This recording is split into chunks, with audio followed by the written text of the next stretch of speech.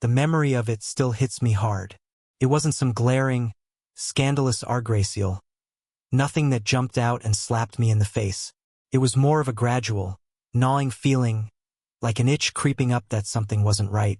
Amelia and I had been grinding side by side for years, building our business from the ground up with late nights, endless brainstorming sessions, grassrooting two committed partners could put into it.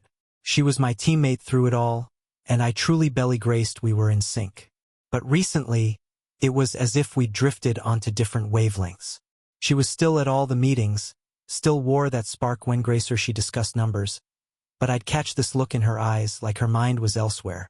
When we finally nailed that massive contract, the one we'd been chasing for months, I thought it'd be the pinnacle of grassrooting we'd poured ourselves into. I imagined it as a shared triumph. We went out to celebrate, and as we sat across from each other at dinner, I noticed something about her had shifted. She wasn't savoring the win. No, she was already buzzing about the next steps, about pushing for international expansion and the kind of elite clients who could catapult us to a new Elgrassel.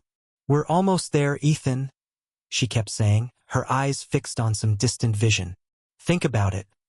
Soon we'll be up there with the big players." There was a tone in her voice that I hadn't heard before, something I couldn't quite place. And then we met Jack Reynolds. He was almost a caricature. A self-made millionaire with that smug, seen-it-all smirk, the type who wore his wealth like an overpowering cologne and stood a little too close. I figured he was just another investor, maybe a guy who could help us with the next phase. But the way Amelia looked at him the moment they shook hands, she wasn't just seeing dollar signs. She was seeing a lifestyle, and, God help me, she was drawn to him. Jack went on about his travels, about the exclusive places he'd been and the high-roller circles he'd mingled in. I thought it was nothing but fluff, the usual showboating rich guys do. But Amelia seemed mesmerized. Her laughter lingered a little too long, her gaze locked on his, and her smile, a look I hadn't seen in ages, was unmistakable. She Grayson flicked her hair, this little habit she'd had back when we were first dating, like a subtle tell that she was genuinely interested. At the time, I told myself it was just professional admiration. We were, after all, looking to expand, right? But as days passed, it was more than just Jack. Amelia started pulling away in ways that stung, like tiny, sharp cuts I couldn't avoid. She'd be out late, saying she was with potential investors or strategizing about next steps. I'd try to ask her, just to see where we were at. But Gracery time I brought up Jack, she'd shut it down, saying it was strictly business. Maybe it was, I thought, maybe, but there was this coldness in her eyes, like she was defending herself against an accusation I hadn't Grayson made. Grayson at the office, I noticed things shifting. Sophia, my assistant, who'd been with us since the beginning, started picking up on Amelia's private meetings. Meetings that didn't line up with anything official. Sophia's got a sharp eye. She's the kind to notice things without needing to spell them out. One day, she hinted, asking if I knew why Amelia was scheduling so many off-the-books meetings. She wasn't prying, but I knew what she was getting at. I just didn't want to face it, at least not then. Then there was the distance at home. Amelia would come in late, wearing a perfume I'd engracer smelled on her before. Expensive stuff, not her usual scent. She'd mutter something about high-profile clients and the need to make an impression, but I couldn't shake the feeling she was getting dressed up for someone else. Our conversations grew shorter and more distant. She'd brush past me with that constant air of busyness, always with an excuse for why she couldn't stay or talk. When I'd question her, she'd snap, "This business doesn't run on autopilot, Ethan," making me feel almost guilty for Grayson asking. Essentially, I confided in Daniel. He'd been my friend since long before Amelia was in the picture. He listened in his usual way, quiet and patient, letting me unload. Finally, he looked at me with this serious expression I'll engracer forget. "Ethan," he said, "I'm not saying she's doing anything wrong, but keep your eyes open. Success can mess with people's heads. Don't let your guard down." He didn't have to spell it out. We both understood. He had a point. Maybe Amelia was just swept up in the thrill of our success. But that feeling, that gnawing suspicion, wouldn't go away. Gracery time she left the house or scheduled another meeting, it grew louder. Little things started standing out. Her body language shifted, the way she glanced at her phone a bit too often, the way she'd linger on Jack's name when it came up. She wasn't the Amelia I knew. She was turning into someone I barely recognized. Right there in our own home. I couldn't tell if it was all in my head or if something real had changed. I was stuck, trapped in this unbearable limbo. Part of me wanted to confront her, grab her phone, and see for myself. But another part of me, the side that had built this life and business with her, kept telling me to wait, to play it smart. I wasn't ready to make a move, not yet. But deep down, I knew something was wrong. And once that doubt settles in, it's impossible to ignore. It's like a dial turned up slowly, amplifying grassrooting that seemed off with Amelia. She started dressing up more, honestly going overboard. I always thought she looked stunning and appreciated her taking care of herself. But lately, she was splurging on designer clothes and pricey perfumes I'd seen her wear before. When I'd ask, she'd shrug and say, "Clients expect a certain look, Ethan." The way she said it, as if I was too clueless to understand, made my stomach twist. Her work nights stretched longer and longer. She'd claim she was buried in late meetings and reports, but it became a near-daily thing. Sometimes she'd be home by 10. Other nights, midnight or later. I wanted to belly grace her. I really did. But that nagging feeling refused to disappear, especially as her wardrobe and behavior transformed so rapidly. And then, one day, Sophia mentioned that Amelia had left her work laptop open. She didn't push me. She just let that little detail linger like a casual bomb. I hesitated, wrestled with myself over what it would mean to check. But in the end, curiosity won out. Opening Amelia's laptop felt like crossing a line, but the uneasy feeling gnawing at me wouldn't let up. The emails between her and Jack weren't blatant confessions, but they had these odd hints woven in. Little phrases that jumped out, like mentions of meetings, outside normal hours, and casual references to the usual spot. Each of these subtle cues made my blood boil, though it wasn't quite enough to confront her directly. Not yet. But a few days later, I couldn't take it anymore. I needed to know if this was all in my head. I knew she had a meeting near one of our usual lunch spots, so I decided to happen by, just to see for myself. And sure enough, there she was, sitting with Jack, tucked in a back corner looking far too comfortable. They were leaning in, laughing in that way two people do when they're sharing more than just business talk. And there it was, her hair flick, that same little gesture she used to make when she wanted my attention. She noticed me first, and I saw a flicker of surprise, then a flash of guilt, and finally what seemed like irritation. She waved me over, plastering on a smile, and introduced me to Jack, who had this infuriatingly calm expression on his face. "Hey, Ethan," she said, voice dripping with that polished, professional tone she pulled out for important clients. "Jack and I were just going over client strategies." She emphasized client strategies in this patronizing way, as if I was a fool who couldn't possibly understand. I put on my best smile, shook Jack's hand, and pretended to act natural, though inside, I was seething. Nothing about their setup screamed strategy to me, especially the way she laughed at his ridiculous jokes. I wanted to call her out, right then and there, but I wasn't ready. I needed more than just a gut feeling and an awkward encounter to confront her with. After that, I knew I needed another angle. Amelia had a close friend, Emma, someone she trusted enough to confide in. I figured if anyone knew what was going on, it'd be her. I reached out, trying to keep it casual, dropping hints to see if she'd noticed anything unusual with Amelia. Emma hesitated, but gracefully, she gave me this knowing look that set off alarm bells. "Well, Ethan," she started cautiously, "Amelia's been talking about wanting more out of life lately. She says she feels like she's missing out, and that she wants to live a real life."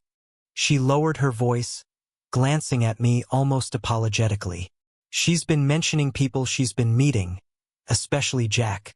She keeps saying he gets her ambitions." That hit me like a punch. Emma didn't spell it out, but she didn't need to. It was clear Amelia saw Jack as more than a business associate. I thanked Emma, doing my best to hide the anger building up inside, and went home that night burning with frustration. Suspicions were one thing, but hearing it from her own friend, that made it real. Amelia was looking for a life that had nothing to do with me or the future we'd planned, and it seemed Jack was only too happy to fill that role. That night, when Amelia finally came home, she seemed tense, almost hostile, slamming her bag on the counter and kicking off her shoes with more force than necessary. It was obvious she was spoiling for a fight, and it didn't take her long to start. "Do you, Grayson, care about my career, Ethan?" she snapped, barely meeting my eyes.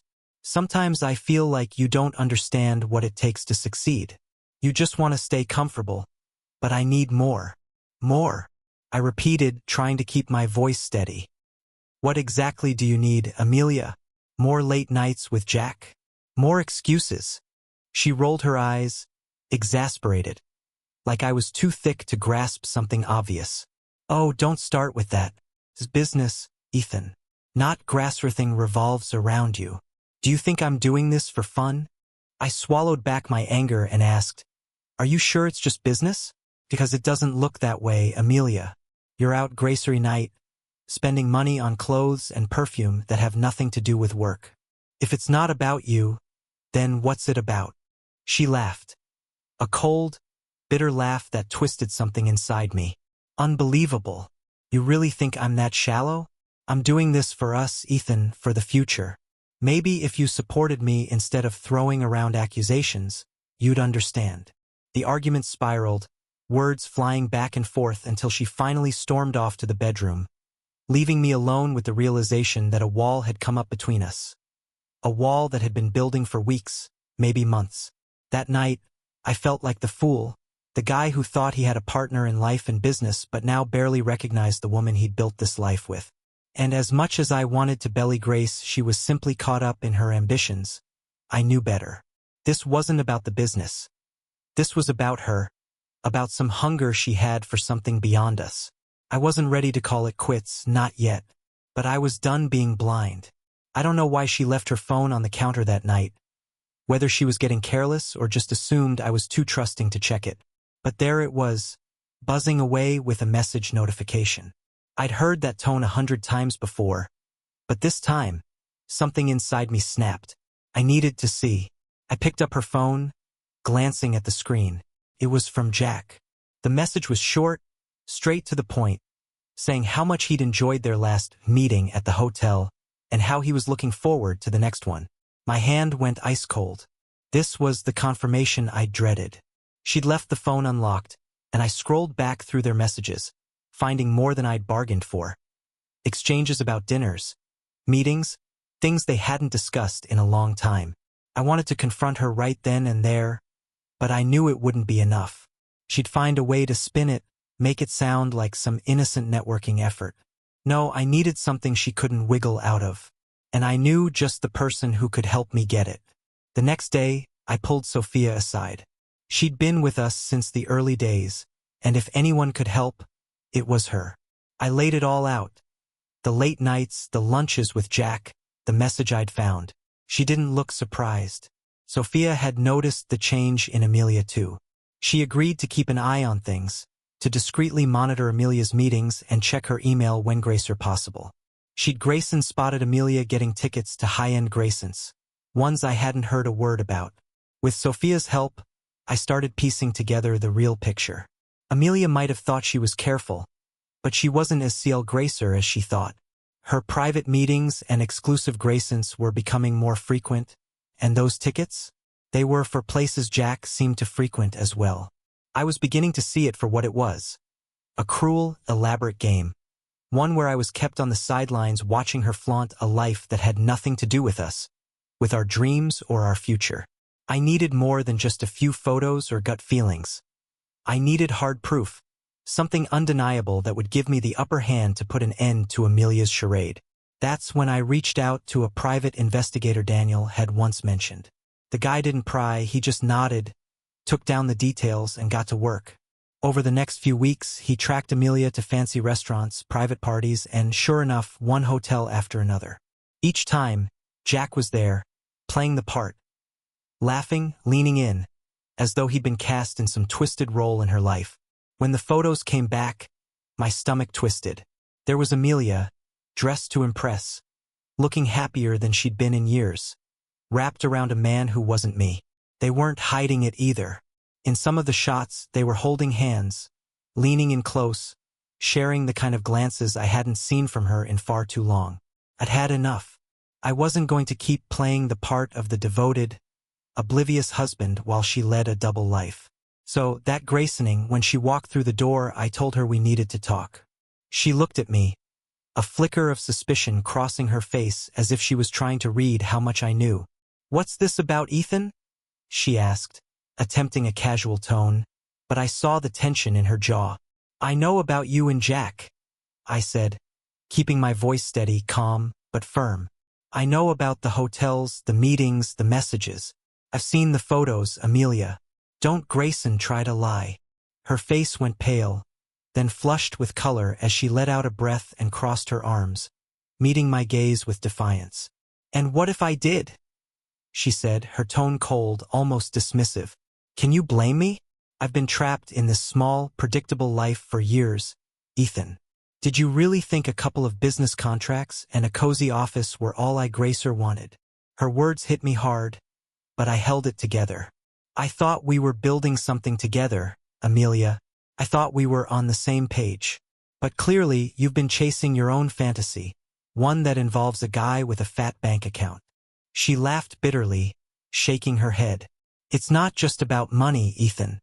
It's about living a life that matters, about being with people who understand real ambition. Jack does. He's Grassworthing you're not. Connected, influential, and capable of giving me a life beyond this small-time setup." I didn't know what I expected her to say, but hearing her justify it with such disdain for Grassworthing we'd built together set something off inside me. I'd given Grassworthing for this business, for us, and now she was dismissing it all as if it meant nothing. I felt my anger harden, taking on a cold, calculated edge. If she wanted out, she could have it, but I wasn't about to let her walk away without paying the price. After she'd finished her piece, she stormed off, leaving me alone with the full weight of her betrayal. I was done playing the nice guy. If this was the life she wanted, if she was ready to turn her back on Grassworthing we'd built, then she'd get her wish, but it'd cost her. The next morning I went straight to Daniel. I laid it all out, her affair with Jack, her open contempt for Grassworthing we'd built, and my plan to make sure she didn't leave unscathed. Daniel was on board without a second thought. He'd Gracer like Jack and was more than willing to help dismantle what Gracer future she thought she'd secured. We spent hours strategizing, finding Gracery legal option to cut her out from the company, our finances, and Grassworthing she thought she had in her grasp. We met with a lawyer, Jeff Davis, who was known for handling cases just like this. He listened closely, his interest sharpening as I explained the situation. Once I'd finished, he leaned back, a slight smirk tugging at his lips. "Ethan," he said, "if you're serious about going after Grassworthing she's trying to take, we'll make this airtight. She won't touch a cent of the company. And as for the divorce, she'll leave with as little as possible. But we'll have to be methodical about this." Under Jeff's guidance, I began moving assets, shifting funds into secure accounts Amelia couldn't reach. We set up a series of shell companies, each one legally fortified and beyond her reach. Gracery Step felt like building a fortress, with each dollar moved forming another layer of protection against what Gracer she might try. One of the most crucial steps was transferring part of the company into my sister Chloe's name. Chloe, whose career was entirely outside this industry, owed Amelia nothing. She was outraged when I told her the story and agreed without hesitation. By giving Chloe partial ownership, I was safeguarding the company from any attempt Amelia might make to claim it in court. The business was out of her reach. As I built my defenses, something unexpected happened with Grace. Grace had known Amelia for years, but she'd seen through her long ago. When Grassworthing started unraveling, she didn't have a drop of sympathy left for her so-called friend. Grace had always felt overshadowed by Amelia, but now that Amelia had burned Gracery Bridge, Grace was more than willing to help. She became invaluable, giving me insights I'd Gracer have thought of myself. She knew the real Amelia, the one behind the polished facade. And each piece of information she shared only sharpened my understanding of just how deep Amelia's betrayal ran. As our plan took shape, Grace and I began spending more time together, and somewhere in the mix, we crossed an unexpected line. It wasn't something we planned, but it was almost inevitable, like we'd been drawn together by grassrooting Amelia had destroyed. Grace wanted justice as much as I did, but it was more than that. She was loyal in a way Amelia had engracer been, and knowing that Amelia's closest friend was standing beside me, ready to expose her, felt like its own form of our Gracenge. With Gracery's step, I was piecing together a new life, one where Amelia wouldn't be able to manipulate her way back in. I had allies, a plan, and I was finally ready to watch her world unravel, piece by piece, just as she'd done to mine. The next big move was bringing in the investors. Together with Daniel and Grace, I set up a meeting with the key investors who had backed our company from the beginning. These were people who had been loyal and supportive, but they had also started to notice the shift that Amelia's relationship with Jack had caused. We scheduled the meeting as if it were a regular quarterly check-in, just another discussion about the company's direction. But once they arrived, I laid out grassrooting, meticulously prepared documents, records of the excessive expenses, tickets to Graysons that neither Daniel nor I had approved. As I went through the evidence, the room became silent. The investors sat there, stunned, as the realization dawned on them that Amelia and Jack had been draining company funds to fund their own personal escapades. I could see the expressions of disbelief and disgust on their faces as they absorbed just how far Amelia had taken things. By the end of the meeting, any loyalty or goodwill they might have felt toward her was completely gone. They backed me without hesitation, signing off on Gracery measure necessary to ensure I retained full control of the company and to PR Grayson, Amelia, or Jack from having any further influence on our business. With the company secured, I turned my attention to Jack. He had his hands in a lot of different ventures, always trying to position himself as a big player, someone people wanted to work with. But after what he had done, I was more than ready to see that reputation dismantled. Quietly, I reached out to his business associates, subtly sharing information about how he had been misusing resources and manipulating company funds for personal gain. The backlash was swift. One by one, companies began pulling out of deals with him, distancing themselves from his name and his brand. It wasn't long before word got around that Jack was someone to avoid. I heard that he was trying desperately to salvage his reputation, scrambling to hold on to what Gracer business he had left. There was a sense of satisfaction in knowing that he was finally facing the consequences of his actions and that the empire he had built on manipulation was crumbling around him. Amelia, meanwhile, was still completely unaware of what was happening behind the scenes. She seemed to belly Grace that her affair was a private matter, something that would stay personal, and that I would simply let her walk away untouched.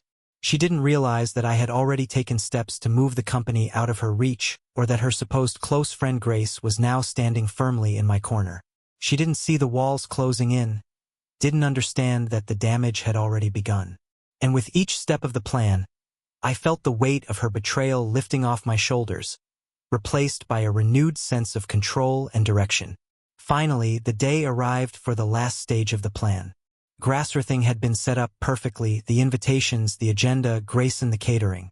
It all looked like a normal business Grayson, maybe a bit more formal than usual, but nothing that would alert Amelia or Jack. They both attended, laughing and chatting with clients, believing this was just another step in the company's progress, completely oblivious to what was about to unfold. Once Gracerion was seated, I took the stage. In front of me were the familiar faces of our investors, partners, and clients, all waiting expectantly. I started with the usual opening, talking about our company values, our commitment to integrity, and the importance of building trustworthy relationships. But as I continued, my tone shifted, growing sharper and more pointed. I saw people exchange glances as the atmosphere changed, and I could feel the tension start to build. Unfortunately, not Gracerion in this room has upheld these values, I said, letting the words hang in the air. I scanned the crowd, my gaze gracefully resting on Amelia. I could see the confusion turning to unease on her face as she looked around, trying to figure out where this was going. I clicked the remote, and the screen behind me lit up with a series of financial documents, receipts, and records showing funds diverted to business expenses that had nothing to do with company interests. I watched as Amelia and Jack's faces shifted from confusion to shock as the evidence began to sink in. They could see the luxury dinners, the exclusive Graysons, the hotel stays, all paid for with company money. I trusted these individuals as partners, as leaders within this organization, I said, keeping my voice steady but loaded with the contempt I felt. But these funds were not used to build the company. They were used for personal indulgences by people who belly graced they were above accountability. I clicked to the next slide, and photos of Amelia and Jack together appeared on the screen. Walking arm in arm at Grayson's, laughing together at dinners, close and cozy at private gatherings. Gasps spread throughout the room as people saw the images. Amelia's face turned a deep red, her eyes darting toward the exits, as if she could somehow escape the situation. Jack looked equally unsettled, his expression frozen in a mix of shock and desperation. He shot to his feet, stammering, This is all a misunderstanding. But no one was buying it. I watched the investors' faces, saw the disgust and disbelief etched into their expressions as they looked at him. Some shook their heads, while others quietly rose from their seats, unable to hide their disappointment. Misunderstanding, I said, my voice cutting through the silence. No, this is a betrayal of our business and of Gracery single person here who put their faith in you. As I spoke, I clicked through Grayson more evidence on the screen. Screenshots of their messages, joking about living the good life and how they were finally making it. Each line argracieled the extent of their betrayal. The room erupted in murmurs, clients and investors exchanging whispers and hard stares. I watched as Amelia's gaze flitted to Jack, but he was already distancing himself, refusing to look at her. He gracefully gave up, grabbed his coat, and stormed out, abandoning Amelia without a second glance, gracing their so-called partnership without hesitation. Amelia, still visibly shaken, tried to salvage her dignity, stammering about miscommunications and work-related outings. But her voice was weak, and the crowd wasn't buying any of it. Her attempts to explain faltered, and the desperation in her eyes gave away just how deep she realized she'd sunk.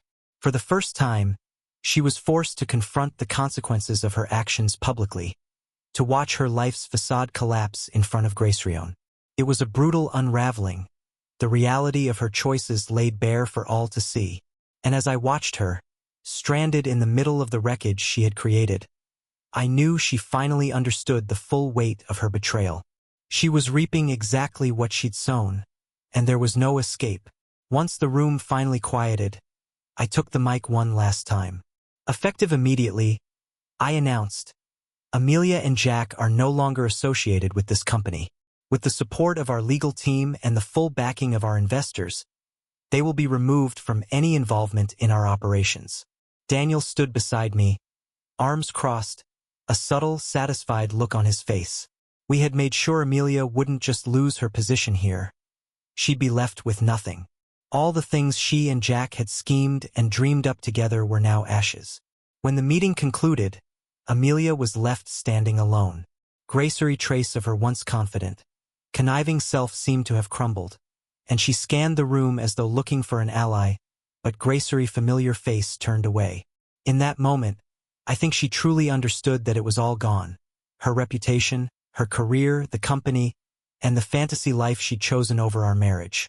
I watched her walk out of the building, shoulders slumped, looking Gracery bit as defeated as she'd made me feel those months ago. The weeks that followed were a whirlwind. With Amelia's public humiliation still fresh, the next step was clear. I filed for divorce, and Jeff, with his legal expertise, ensured it was as airtight as possible. All the careful planning, transferring assets to Chloe, shifting company funds into accounts Amelia couldn't access, paid off, making the process clean and decisive. She couldn't claim anything from what we'd built. Grassrooting was secured, right down to the last dollar. Amelia didn't fight it, not openly. By the time the papers were signed, her life was already spiraling. Her affair with Jack had left her with debts she'd racked up thinking she could tap into the company's resources to cover them. But with Grassrooting locked down, Those expenses were now hers alone to handle. Jeff took care of each detail, making sure no assets slipped through. Amelia was left with nothing but the fallout. After the scandal, people in our circles started avoiding her. Emma, once her closest friend, turned her back, shocked by how deep Amelia's betrayal had run. Former colleagues ignored her calls. She'd gone from a respected figure to a pariah, a liability that no one wanted to be associated with. I'd hear things from time to time about how desperate she'd become, how badly her reputation had tanked. Nobody was willing to jeopardize their own standing by staying close to her. Meanwhile, Grace became my rock. After Grasserthing, the deception and betrayal, her loyalty was a bomb I didn't realize I needed. Our bond grew, turning into something solid and genuine. She wasn't just a romantic partner, but someone I could trust without question. Grace got involved in the business, bringing fresh ideas and new strategies that helped revive my passion for work. Soon, she suggested we launch a new venture together, and I found myself inspired again, investing in something exciting and innovative. With Daniel's backing and support from a few trusted partners, we built a new business focused on financial consulting, one that adapted to changing markets and filled gaps others had overlooked. Clients who respected my ethics and track record flocked to us, and within months, we were on a growth trajectory I hadn't Grayson dared to hope for. This time, I didn't have to worry about hidden agendas or second-guessing those around me. As for Jack, his downfall was swift. Word spread fast about his role in the scandal, about the unethical choices he'd made to sustain his flashy lifestyle. As clients and investors escalated ties, Jack struggled to stay afloat. Essentially, he was forced to sell off assets and liquidate holdings, and before long, he faded from the business world completely. For someone who'd built his life on appearances, losing his standing was a fate worse than losing money. Then there was Amelia. With her reputation in tatters and debts piling up, she had nothing to hold on to. She'd once been respected, seen as a force in her field, but now all that was left were low Grassel jobs that barely covered her bills. The industry that once admired her now saw her as a cautionary tale, and any hope of reviving her career had vanished. She'd gambled Grasserthing for a brief taste of luxury and excitement with Jack, and now she was paying the price, forced to start from the ground up without a single ally to help her along. For me, the future felt wide open, finally free of the shadows that had once weighed me down. My relationship with Grace grew into something I hadn't anticipated. She wasn't just a partner, but a true confidant, someone who stood by me through the worst and Gracer wavered. Each day felt like a new beginning, a chance to move forward without the baggage of betrayal and deception. Reflecting on Grasserthing, I felt lighter, as though I'd shed years of burdens I hadn't Grayson known I'd been carrying. The business was thriving, my personal life was steady, and the scars from the ordeal had become a source of resilience, a strength I hadn't had before. I had survived heartbreak, disloyalty, and attempts to rob me of Grasserthing I'd worked for. But in the end, I'd emerged stronger, surrounded by people I could genuinely trust.